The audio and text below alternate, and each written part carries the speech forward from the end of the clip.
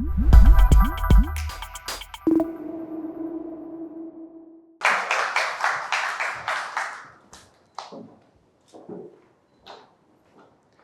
morning, ladies and gentlemen. My name is Genevieve from IEP 6A. And today, my topic for TED Talk is speaking up to make a difference. Why does your voice matter, even as a student? Have you ever heard of the three wise monkeys? The monkey covering his eyes represents see no evil. The monkey covering his ears represents hear no evil. And the monkey covering his mouth represents speak no evil. In Asian culture, these three monkeys are very important symbols. When we refuse to see, hear, or speak, we also refuse to make a difference. Here's a question. Have you ever been in the shoes of the third monkey, the one covering its mouth? When you want to speak up so badly, but you can't, don't you feel uneasy? Greta Thunberg, a climate activist, once said, "If you see something wrong, speak up." But that's how most Asian kids grow up learning the opposite. We Asian kids grow up like the three wise monkeys. We're trained to look away, hold back, and stay quiet. But silence is not safety. Silence is what creates the problem. So, where does this silence come from? At school, have you ever wanted to say something to a teacher or adult, but stayed quiet? Adults mostly teach kids not to talk back to them and to never question them. Have you ever stayed quiet in class even when you were sure your answer was correct? Once I had prepared an answer and I was sure it was correct, but I kept my thoughts to myself because I was afraid my peers and friends would make fun of me. At home, my parents taught me not to talk back to adults when they were speaking.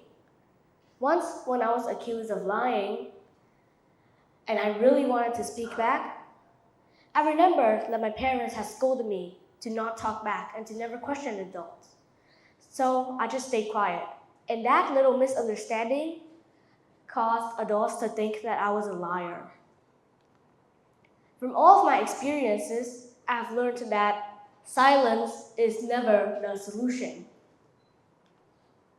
Do you all know what happens when a kid does not get a chance to speak up for a long, long time? Some might start to go insane or just feel very depressed. Some might even think about ending their own lives. Or some will go to a bridge and scream out loud. Does this remind you of something? The Scream. It is a famous painting by Edvard Munch from Norway. And Munch's story is actually very sad. When Munch was a little child, he didn't get a chance to speak up in his family. His dad never appreciated his talent of painting. So when Munch painted The Scream, he channeled all of his inner emotions into the scream. The painting shows a silent scream, a moment when emotions explode because they have been locked inside for too long. And when emotions explode like that, you know it is already too late to fix the problem. If little Munch had the chance to voice up earlier in life, maybe the world wouldn't have to twist and turn like in the painting. The lesson is simple. Silence doesn't solve the problem. Screaming is the last step of silence, while speaking up is the first step of change. Here is a different scream, one you can hear across the world.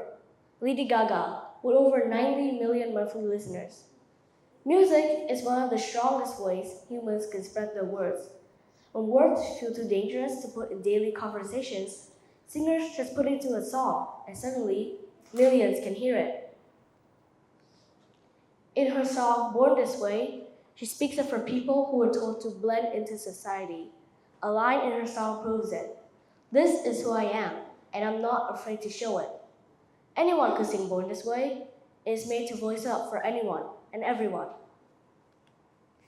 The BTW Foundation, also known as the Born This Way Foundation, was made and funded by Lady Gaga and her mom themselves. Its goal in mind is to combat teenage cruelty and bullying. While Edvard Munch used a painting and Lady Gaga used a song, they both voiced up and created a change. So how can we, PennSchool students, voice voice up and create a change. Here are my personal experiences. Not all voices have to be spoken.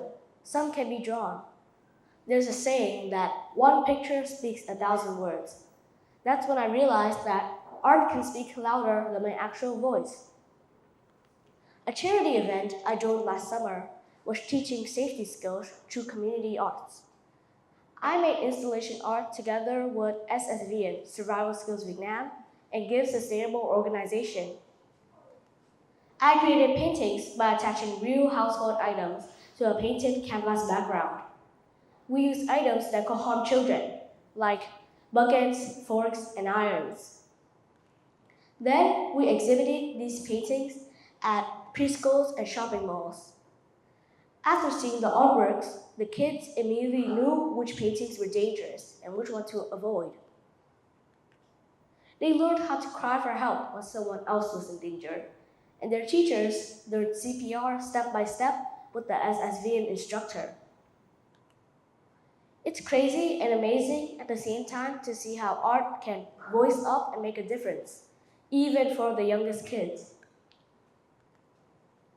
But arts and music are just two ways to speak up, and there are still so many more ways for young people to voice up and make a difference.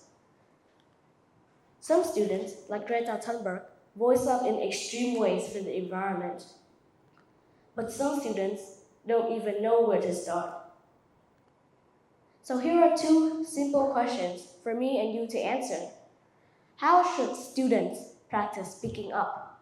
And how can parents and teachers support us? Here are two easy ways to practice speaking up. Firstly, speak up for small things. Even if it's just a small pack of tissue and someone tries to take it, you still gotta speak up and take your stuff back, not just let it go. 2, speak up for others, not only yourself. The moment you keep quiet seeing someone else get bullied, the next victim would be you. Everyone could speak up in their own way. Your voice doesn't always need a microphone. Sometimes it just needs a pencil, a paintbrush, or a melody. So please don't be the so-called wise monkeys. Don't cover your eyes, don't block your ears, and definitely don't zip your mouth. If we all speak up for what we all believe in, then we will make a difference. A wise man once told me, the worst speech you'll ever give is far better than the one you never give. Here are 5 ways on how parents and teachers can help kids voice out and make a difference. 1. Build trust in a safe place for your children at home and at school. 2. Don't interrupt when they speak. 3. Use kind words. 4. Be a role model. Kids usually tend to copy adults. 5. Support your child's creativity. Encourage them and compliment their work.